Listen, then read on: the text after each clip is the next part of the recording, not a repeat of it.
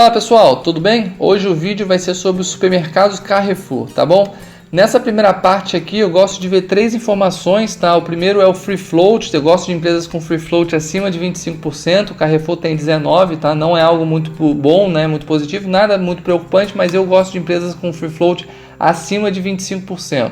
Em relação a ter um maior acionista relevante, né, com a participação relevante, então no caso o Carrefour possui 72%, o Carrefour Netherlands e o Carrefour SA, né, a soma dos dois possui 72%, então é um ponto positivo, né, ter um acionista relevante.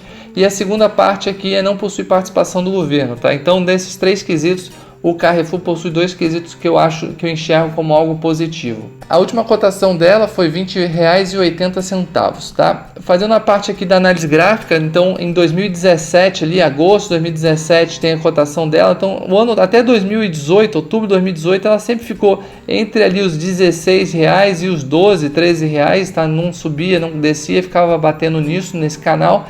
E aí depois em outubro de 2018, novembro de 2018 mais precisamente, ela teve uma alta bem significante, né? Cresceu bastante desde esse período, atingindo ali a casa dos R$22 aí no meio do ano de 2019, caiu algumas semanas ali em novembro, né? Atingindo praticamente R$17, R$18, e nessas últimas semanas subiu para esse valor de R$20,80.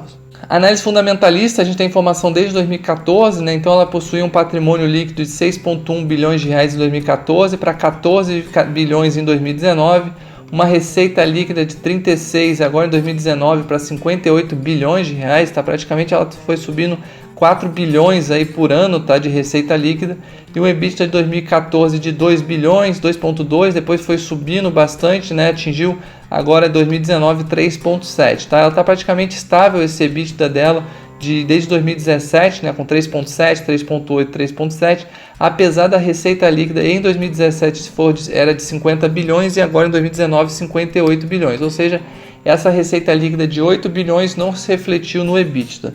Em relação ao lucro líquido, tá? Então em 2014 ela tinha um lucro líquido de 737 milhões, né? Foi para 985, 1.3, 1.7 e 1.8, e agora em 2019 está para 1.2, né? Então teve uma queda de praticamente 33%, né? Um terço do valor de 1 bilhão e 800 em 2018 para 1 bilhão e 282 em 2019.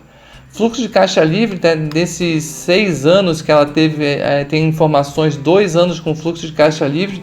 Eu acho isso horrível, tá? Particularmente, um supermercado ter fluxo de caixa livre não é algo muito interessante na minha visão. Em relação a um caixa também, ela tem uns 692 milhões de reais em caixa agora em 2019, com uma dívida de 3,8, ou seja, uma dívida líquida de 3,1, tá? Ela em 2018 tinha uma dívida líquida negativa, ou seja, ela tinha muito mais dinheiro em caixa do que em dívida bruta, e inverteu em 2019, tá? Eu vou tentar entender um pouquinho mais o motivo dessa alteração toda, se ela fez alguma aquisição. Não estou vendo ela ter feito alguma aquisição pelo patrimônio, mas eu vou tentar entender, talvez, possivelmente, né, aumentar essas lojas do atacadão, né, mas não realmente tentar entender por que essa queda tão brusca no caixa, que eu realmente não cheguei a analisar, e também porque essa inversão tão alta da dívida bruta, saiu de 1,9 para 3,8, tá? Nessas informações aqui, apesar de ter um lucro líquido bem relevante, né, 1 bilhão e 200, não gosto dessa queda, né, de 1,800 para 1,282, se todas as outras informações estivessem iguais ou muito boas, isso para mim eu tentaria entender um pouquinho melhor, mas o que eu realmente não gosto é um supermercado possuir fluxo de caixa livre negativos, tá? Claro, o fluxo de caixa livre é o fluxo de caixa operacional menos a parte de investimento, né? Menos a parte de capex, tá? Mas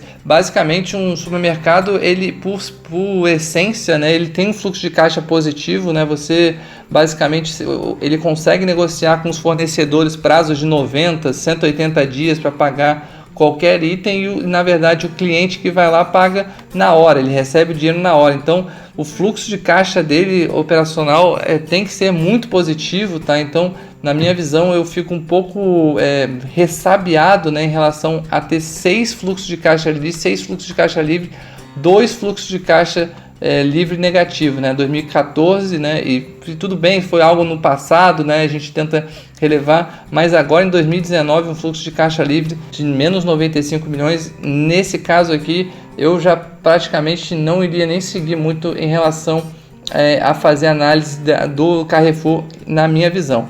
Outro ponto que eu não gosto, tá? Apesar de o supermercado ter uma vantagem muito grande, que nem eu falei, em relação ao fluxo de caixa, uma coisa que eu não gosto basicamente é a margem, tá? Então, por ele ter esse fluxo de caixa, é o que faz o supermercado ser algo interessante, mas em relação à margem eu não gosto, tá? Uma empresa que tem um lucro líquido de 1 bilhão 282 milhões, mas para ela ter esse lucro tão relevante aqui de 1 bilhão 282, ela precisa ter uma receita de 58 bilhões de reais, ou seja, 2%, aí um pouco mais de 2%, não é algo que eu goste muito, tá? Então, e piorou bastante, né? A margem dela de 54, ela tinha um lucro de 1,8 para uma receita de 54, agora está com um lucro de 1,2 para uma receita de 58, tá?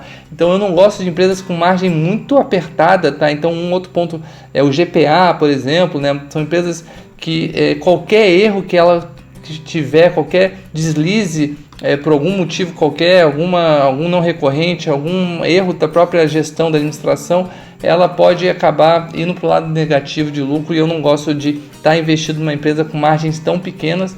E nesse caso, além disso, né, que é uma coisa que eu não gosto, novamente reforçando, eu não gosto de empresas, especialmente um supermercado com fluxo de caixa livre 2 anos negativos. Mas de qualquer maneira, vamos fazer o valuation, tá? A gente começa em 2014, finaliza em 2019, a taxa Selic agora está 4,5%, o restante eu mantenho igual. Vamos ver como é que está o valuation dela. Pela valuation do book value, ela estaria valendo R$ 19,52, tá? Praticamente no preço, né? Com downside de 6%. O fluxo de caixa livre, apesar daqueles 2 fluxos de caixa livre negativo, ela mesmo assim ficou com um resultado de R$ 31,14, ou seja, 59%, tá? Em relação ao valuation de fluxo de caixa. E já em relação ao crescimento do lucro líquido, ela deveria estar valendo R$ 11,40, ou seja, um downside de 45%, tá? Então, o Carrefour é uma empresa que eu já não gosto de empresas com margem muito pequena, eu não gosto de empresas com fluxo de caixa livre negativo, apesar de o valuation dela, porque os outros anos foram muito fortes, tá? Mas eu não gosto nos anos mais recentes ver essa queda aqui, né? Tanto a queda do lucro líquido, tanto a queda do fluxo de caixa livre, tanto a queda também da dívida, né, líquida de um ano para o outro, praticamente 6 bilhões aqui. Inverteu, né? Ela tinha 3 bilhões em caixa, se ela pagasse toda a dívida, agora está com uma dívida de 3 bilhões, então está dando 6 bilhões aí. Então, para mim, o ano de 2019 fez com que o Carrefour piorasse bastante. Se eu tivesse em 2018, talvez eu analisasse com um pouquinho mais de carinho, mas ela devia estar um pouco alta. Então, para mim, o Carrefour não é uma empresa que pretendo entender um pouquinho mais dela, não faço muita questão, tem outras empresas na Bolsa de Valores. Tá bom, pessoal? É isso. Se você gostou aqui do canal, não deixe de se inscrever, não deixe de curtir, não deixe de compartilhar com as pessoas que você acredita possam gostar desse tipo de conteúdo, tá bom? Isso também faz com que a gente fique mais animado aqui em fazer mais vídeos. Não deixe de comentar. Grande abraço, pessoal. Tchau, tchau.